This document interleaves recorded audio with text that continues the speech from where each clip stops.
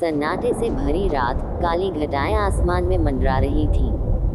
गांव के बाहर बने खंडहरनुमा हवेली में किसी की चीख गूंज उठी। पास की सूखी घास पर एक लड़की गिर पड़ी। उसकी आंखें भय से चौड़ी हो चुकी थी। उसका चेहरा सफेद था, जैसे उसकी रूह ही निकाल ली गई हो। वह कुछ बोलने की कोशिश कर रही थी, मगर उसके होंठ कांपते रहे। अचानक हवेली की टूटी खिड़की के पीछे एक परछाई हिली, एक लंबी, कंकाल जैसी आकृति, जो धीरे धीरे उसकी ओर बढ़ रही थी।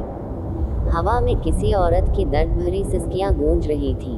लड़की ने लड़खड़ाते हुए पीछे हटने की कोशिश की, मगर उसके पैर बेजान हो चुके थे।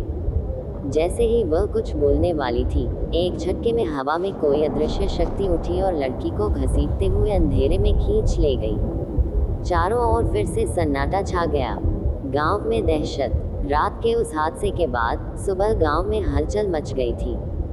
फिर से हुआ, फिर किसी की जान गई। एक बूढ़ी औरत ने कांपती आवाज में कहा। गांव का चौधरी रामलाल भीड़ को शांत करने की कोशिश कर रहा था। हम इस अभिशाप को और नहीं झेल सकते। कुछ करना होगा। ये डायन की गूंज है, वही हमें खत्म कर देगी। एक आदमी चिल्लाया।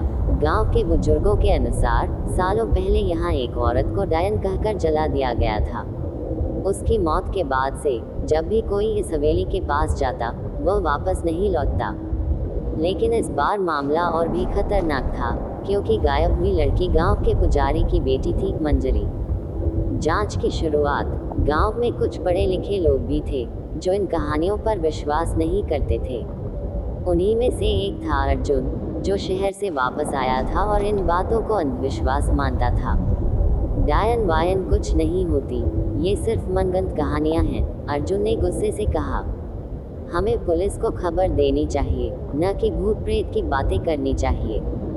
मगर गांव के लोग पुलिस को बुलाने से डरते थे।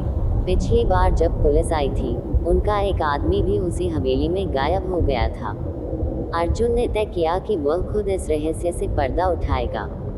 उसके दोस्त रवि और नेहा भी उसके साथ जाने के लिए तैयार हो गए। अगर कुछ अजीब हुआ भी तो हम रिकॉर्ड कर लेंगे, नेहा ने अपने कैमरे को टाइट पकड़ते हुए कहा। और अगर सच में कुछ हुआ तो हम भाग जाएंगे, रवि ने घबराहट में कहा। तीनों ने रात में हवेली जाने की योजना बनाई।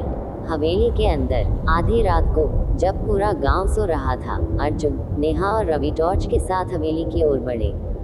हवेली के दरवाजे पर पुरानी टूटी हुई जंजीरें लटक रही थी। जैसे ही अर्जुन ने दरवाजा खोला, एक ठंडी हवा का झोंका आया। ये जगह अजीब लग रही है, नेहा ने फुसफुसाकर कहा। अंदर घुसते ही उनकी टॉर्च की रोशनी से धूल और जाले चमक उठे। कोनों में पुरानी तस्वीरें टंगी थीं, जिनमें कुछ लोग देख रहे थे, मगर उनके चेहरे अंधेरे में गुम थे। अचानक उनके पीछे दरवाजा खुद ब खुद बंद हो गया। रवि जोर से चिल्लाया, ये कैसे हुआ? अर्जुन ने खुद को संभालते हुए कहा, डरने की जरूरत नहीं, शायद हवा से बंद हुआ होगा। नेहा कैमरा निकालकर रिकॉर्डिंग चालू कर चुकी थी। तभी सीढ़ियों से किसी के चलने की धीमी आवाज आने लगी, टिक टिक टिक। कौन है वहाँ? अर्जुन ने आवाज लगाई। कोई जवाब नहीं आया। रवि ने धीरे से नेहा से कहा, हम यहाँ से चलते हैं अभी। लेकिन अर्जुन ने आगे बढ़ने का फैसला किया। वह सीढ़ियों की तरफ बढ़ा, मगर तभी एक अजीब सा फुसफुसाता हुआ स्वर हवा में गूंजा। तुम लोग वापस चले जाओ, वरना तुम्हारा भी यही हश्र होगा। तीनों के चेहरे सफेद पड़ गए।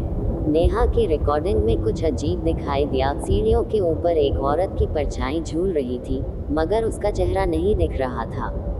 अर्जुन ने हिम्मत जुटाकर आगे कदम बढ़ाया, मगर अचानक हवेली की सारी खिड़कियां जोर से बंद हो गईं और हवा में वही दर्द भरी सिसकियां गूंज उठीं। अर्जुन ने अपनी टॉर्च ऊपर की ओर घुमाई और उनकी आंखें डर से चौड़ी रह गईं। सामने सीढ़ियों के ऊपर एक जली हुई औरत खड़ी थी। उसकी आंखें अंगारों जैसी लाल थीं, बाल बेतरतीब हवा में उड़ रहे थे और उसकी जली हुई खाल से धुआं निकल रहा था। तुम यहाँ नहीं आ सकते, वह चीखी। नेहा ने घबराकर कैमरा नीचे गिरा दिया और तीनों उल्टे पांव भागने लगे। मगर तभी दरवाजे के सामने वही जली हुई औरत प्रकट हो गई। अब उनके पास बचने का कोई रास्ता नहीं था। एपिसोड